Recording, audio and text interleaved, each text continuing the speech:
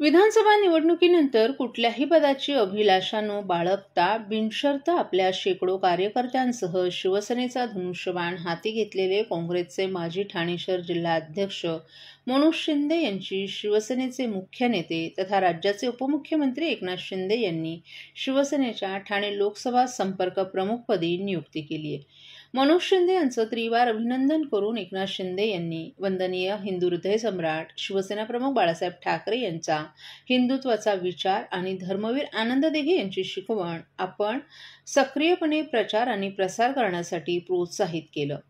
Dashing नेते मनोज शिंदे यांनी नुकताच शिवसेनेत प्रवेश केला होता। त्यानंतर बराच कालावधी उलटल्यानंतर उपमुख्यमंत्री एकनाथ शिंदे यांनी मनोज शिंदे यांच्या शिरावर मोठी जबाबदारी सोपवली आहे।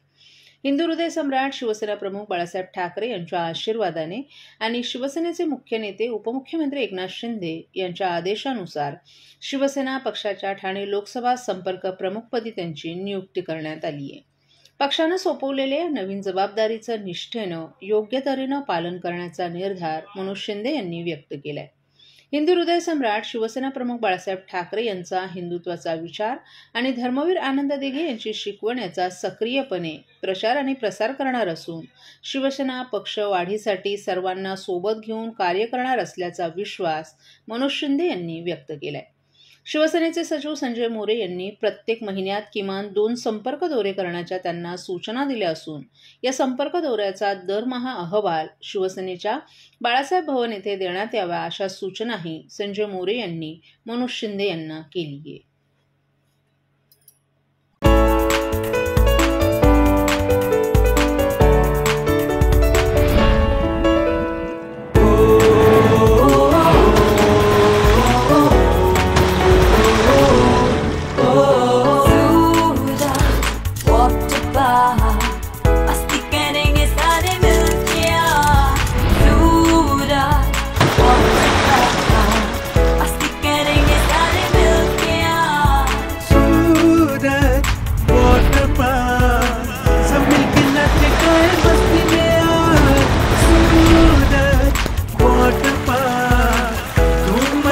सब मिलके आज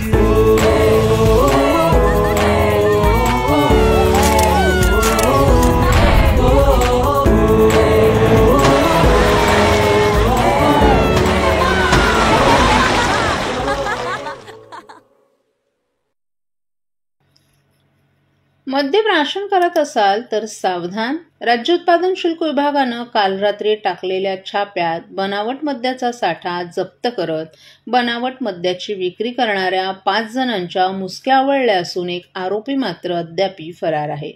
या प्रकरणी पुढील तपास पोलिसांनी सुरू केलाय। भिवंडीतील कोणगाव या ठिकाणी बनावट मद्य बनवण्यात येत असल्याची माहिती राज्य उत्पादन शुल्क विभागाला मिळताच छापा टाकून बनावट मद्य बनवणाऱ्या यंत्रांसह या आरोपींना ताब्यात घेतले। ताब्यात घेतलेल्या मुद्देमालामध्ये 2 टेम्पो मद्यसाठा, विविध विदेशी कंपन्यांच्या रिकाम्या बाटल्या जप्त करत 61 लाख रुपयांचा मुद्देमालही जप्त करण्यात आला आहे। बाजारात विदेशी बनावट मद्यसाठा विक्रीसाठी सर्रासपणे येत असतो, मात्र हे मद्य शरीरासाठी हानिकारक असल्याचं राज्य उत्पादन शुल्क अधीक्षक प्रवीण तांबे यांनी सांगितलं।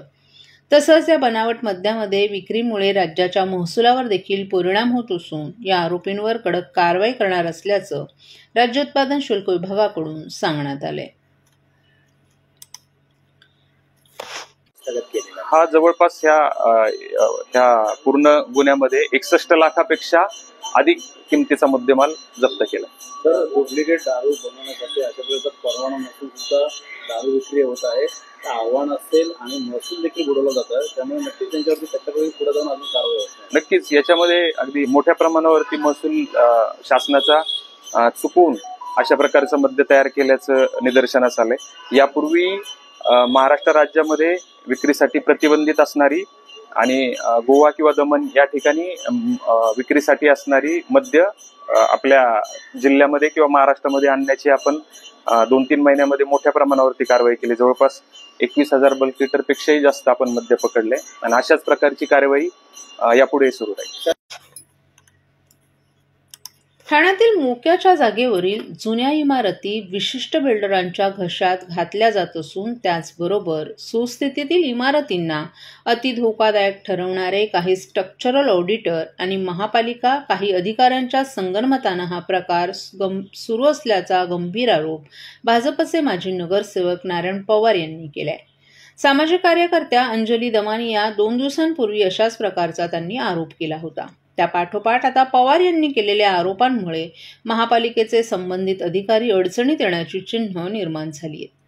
ठाणे महापालिकेनं स्ट्रक्चरल ऑडिटरची यादी तयार करून ठाण्यातील रहिवाशांना यादीतील ऑडिटरकडून इमारतींचं स्ट्रक्चरल ऑडिट करण्याचं आवाहन केलं होतं. राज्य सरकारच्या नियमानुसार अतिधोकादायक इमारतींसाठी C1, इमारत रिकामी करून दुरुस्ती करण्यासाठी C2A, इमारत राहून दुरुस्ती करण्यासाठी C2B, किरकोळ इमारत दुरुस्तीसाठी C3 अशी वर्गवारी करण्यात आली होती.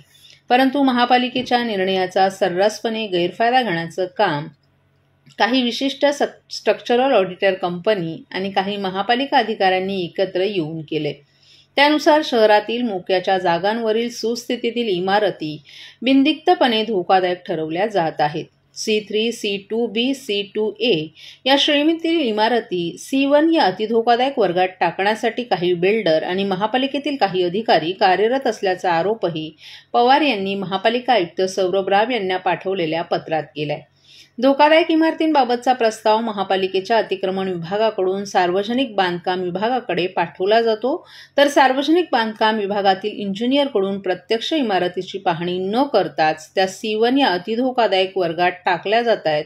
त्यानंतर वाढीव FSIचा फायदा घेऊन स्थानिक रहिवासी आणि दुकानदारांवर दबाव निर्माण करून इमारती रिकाम्या करून बिल्डरांच्या स्वाधीन केल्या जात आहेत. शहरात बिल्डरांची सुपारी घेऊन काही स्ट्रक्चरल ऑडिटरच्या टोळ्या निर्माण झाल्या आहेत असा आरोपही पवार यांनी केलाय. कौसा भागात गेल्या अनेक दिवसांपासून कृत्रिम पाणी टंचाई निर्माण झाली आहे. विविध प्राधिकरणांकडून अपुरा पाणी पुरवठा केला जात असल्याचं कारण पुढे करून ठाणे महापालिकेकडून मुंब्रा, कौसा, खर्डी भागात अपुरा पाणी पुरवठा केला जात आहे असं सांगत राष्ट्रवादी शरद पवार पक्षाचे आमदार जितेंद्र आव्हाड यांनी या भागातील अपुऱ्या पाणी पुरवठ्यामागील कारण सांगितले. ठाणे महापालिकेनं मुंब्रा दिवा भागात अनधिकृत नळ जोडण्या खंडित करण्याची कारवाई सुरू केली आहे. या कारवाईतून जी माहिती पुढे येत आहे त्यावरून आता आमदार जितेंद्र आव्हाड यांनी समाज माध्यमांवर भाष्य केले. एका दिवसात एका भागातील 50 अनधिकृत नळ जोडण्या, अनधिकृत पाण्याच्या टाक्या शोधल्या जात असतील तर हे मोजमाप करण्यास का टाळाटाळ केली जात आहे असा प्रश्न जितेंद्र आव्हाड यांनी पालिका आयुक्त सौरभ राव यांना विचारलाय. तसंच अधिकारी वर्गाला हाताशी धरून पाणी माफिया, टँकर माफिया यांना पैशांसाठी रचलेला हा डाव असल्याचा गंभीर आरोपही त्यांनी केलाय. कौसा भागात गेल्या अनेक दिवसांपासून कृत्रिम पाणी टंचाई निर्माण केली जात आहे. विविध प्राधिकरणांकडून अपुरा पाणी पुरवठा केलं जात असल्याचं कारण पुढे करून ठाणे महापालिकेकडून मुंब्रा, कौसा, खर्डी या भागात अपुरा पाणी पुरवठा केला जात आहे. अनेक वेळेला सांगूनही होणाऱ्या पाणी पुरवठ्याचं मोजमाप करण्यासाठी मीटरही लावण्यात येत नाहीत. या भागात केल्या जाणाऱ्या पाण्याचं मोजमाप करण्यास अधिकारी का तयार होत नाही हा यक्ष प्रश्न आहे. आपण सांगूनही अधिकारी या मोजमाप प्रक्रियेला वेळ लागेल असं अधिकारी सांगत असल्याचं आव्हाड यांनी सांगितलं.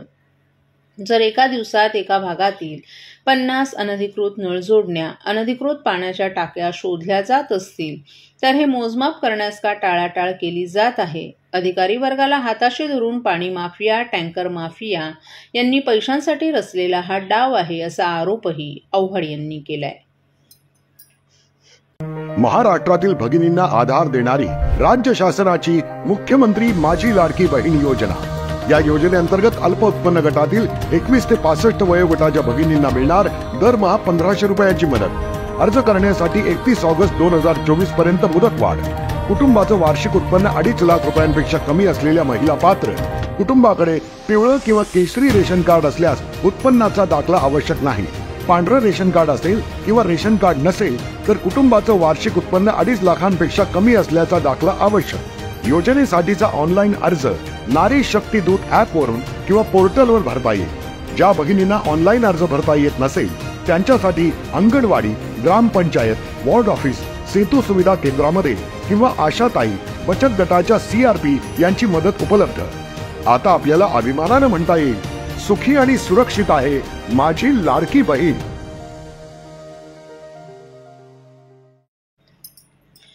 बोधगया येथील ब्राह्मणांच्या ताब्यात असलेले महाबोधी विहार हे मुक्त करून ते बौद्धांच्या ताब्यात द्यावे या मागणीसाठी ठाणे शहरात भंते गौतमरत्न महाथेरो यांच्यासह बौद्ध भिक्खूंच्या उपस्थितीत येत्या 27 एप्रिल रोजी महारॅलीचं आयोजन करण्यात आलं असल्याची माहिती बुद्धगया आंदोलनाचे संयोजक भंते विनाचार्य यांनी एका पत्रकार परिषदेत दिली आहे. बिहार राज्यातील पाटणा बोधगया येथील महाबोधी विहारात गेली अनेक वर्ष झाले ब्राह्मण व्यवस्थापन आहे. ब्राह्मणांच्या ताब्यात असलेले महाबोधी विहार हे मुक्त करून ते बौद्धांच्या ताब्यात द्या यासाठी देशभर भिक्खू संघाच्या नेतृत्वात महाविहार मुक्तीसाठी आंदोलनं सुरू आहेत. त्याच अनुषंगानं हा मोर्चा काढण्यात येणार आहे. या पत्रकार परिषदेस भिक्खू महासंघाचे ज्येष्ठ नेते नानासाहेब इंदिसे, राजाभाऊ चव्हाण, भास्कर वाघमारे, समाधान तायडे, संदीप खांबे आदीही उपस्थित होते. यावेळी भंते विनाचार्य यांनी संपूर्ण देशातील धार्मिक स्थळांवर संबंधित धर्माचं प्राबल्य असल्याचं सांगितलं. मात्र बुद्धगया येथील विहाराचा ताबा ब्राह्मणांकडे आहे. 1949 साली केलेला बीटी ॲक्ट हा रद्द करण्यात येत नसल्यानं ज्या बुद्धानं कर्मकांड नाकारलं त्याच्याच विहारात कर्मकांडाचं स्तोम माजवलं जात आहे.